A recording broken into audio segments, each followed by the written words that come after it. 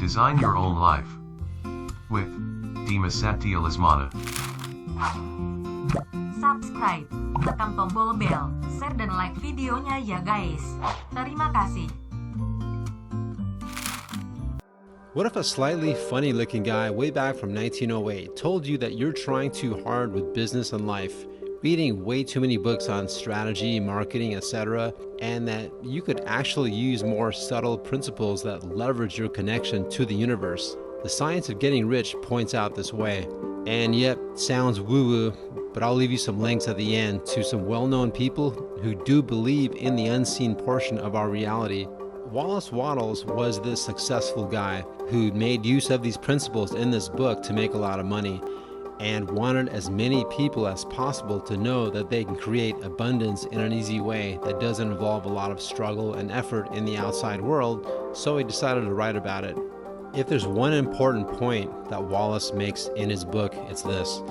There is a thinking substance that everything you see in the universe is made up of, including you. And this substance moves according to your thoughts, but the habits need to be intentional and habitual.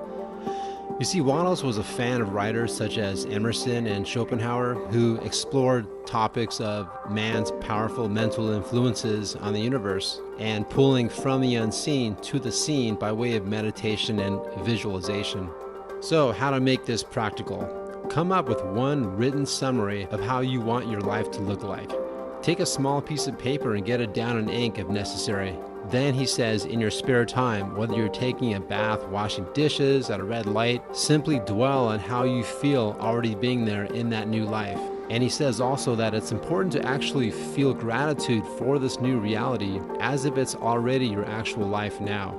In other words, you know how like when you score a free hotel upgrade or you meet a new romantic partner, you shout thank you to the universe? Well, if you do this for things that are not yet present, those things are going to objectify themselves. Wallace is saying that there is essentially a vacuum that is created when you hold the feelings of havingness and gratitude for something that's not yet materialized, and that vacuum likes to be resolved by filling in with that thing. So the manifestation has to happen.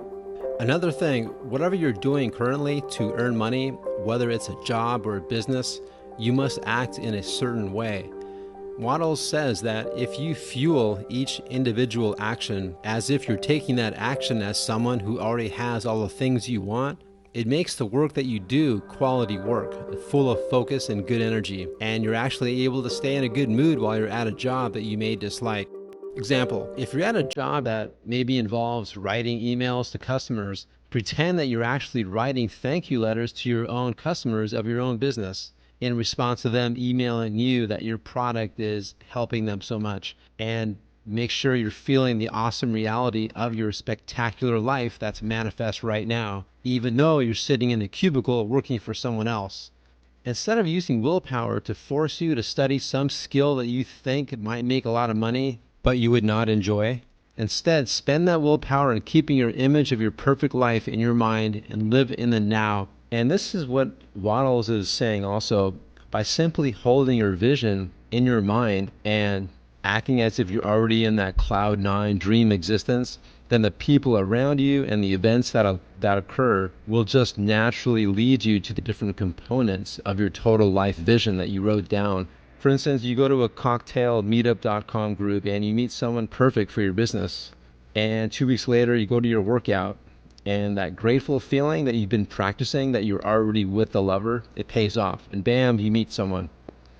A month later, you catch the perfect thing on TV or YouTube that reinforces your new high quality thinking, such as an interview with Will Smith on how he applies these spiritual principles.